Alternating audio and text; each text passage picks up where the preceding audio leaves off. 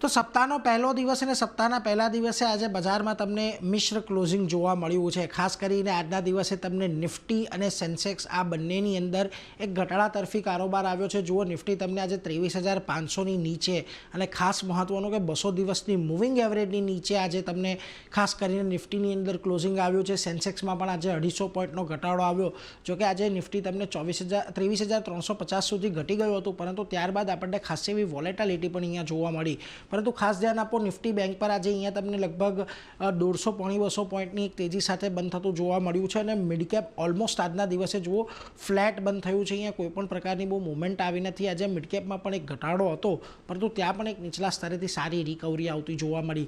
જે સેક્ટર્સ આજે ખાસ કરીને બજારને સપોર્ટ આપનારા રહ્યા એની અંદર જુઓ આજના દિવસે તમને ખાસ કરીને એક મેટલ કાઉન્ટર રહ્યા કે જ્યાં આગળ 2%નો ઉછાળો આવ્યો। ચીનની અંદર અમુક જે મેટલની નિકાસ કરવા માટે જે ટેક્સ રિબેટ આપવામાં આવતી હતી એ રદ કરવામાં આવી, જેને પગલે આજે મેટલ સેક્ટરમાં તેજી આવી।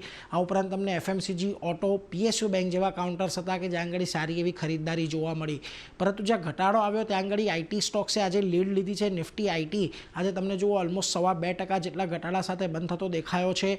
અમેરિકાની અંદર વ્યાજદર કાપની થોડીક અનિશ્ચિતતા અહીંયાથી ઊભી થઈ છે, એ પ્રમાણે કે કદાચ ડિસેમ્બરમાં વ્યાજદર કાપ ન આવે એવું માનનારાઓની સંખ્યા ઓછી થઈ ગઈ છે, એટલે ત્યાં આગળ એક ઘટાડો આવ્યો। આ ઉપરાંત જે સિટી ગેસ ડિસ્ટ્રીબ્યુશન કંપનીઓના ન્યૂઝ આવ્યા એને લઈને ઓઇલ એન્ડ ગેસ ઘટ્યા, ફાર્મા અને ખાસ કરીને એનર્જી સ્ટોક્સ પણ આજે તમને ઘટાડા તરફી જ કારોબાર દર્શાવ્યો છે। પરંતુ નિફ્ટીમાં આજે તમને જ્યાં આગળ એક સારી એવી તેજી જોવા મળી એમાં જુઓ ખાસ કરીને એક હીરો મોટો કોર્પનું કાઉન્ટર છે। પરિણામ આજે આવ્યા હતા, ગયા અઠવાડિયે આવ્યા હતા, સારા પરિણામો હતા। સારા પરિણામ બાદ આજે સારી તેજી જોવા મળી। આ ઉપરાંત મેટલ સ્ટોક્સમાંથી હિન્ડાલ્કોમાં એક સારી તેજી રહી। ટાટા સ્ટીલ એમએનએમ પણ આજે એક પોઝિટિવિટી સાથે બંધ થયા છે।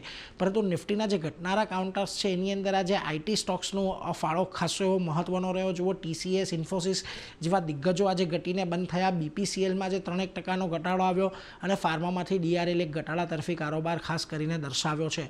પરંતુ મિડકેપના ફ્રન્ટ પરથી જ્યાં તમને સારી એવી તેજી જોવા મળી એમાં મુથુટ ફાઇનાન્સનું કાઉન્ટર અહીંયા મહત્વનું હતું। પરિણામ સારા રહ્યા। ગોલ્ડ એયુએમ એકદમ રેકોર્ડ સ્તરે પહોંચ્યો છે, એટલે ત્યાં તેજી આવી। આ ઉપરાંત તમને ફિનિક્સ મિલ, સુઝલોન, બીએસસી જેવા કાઉન્ટર પણ આજે સારું એવું પરફોર્મ કરતા દેખાયા।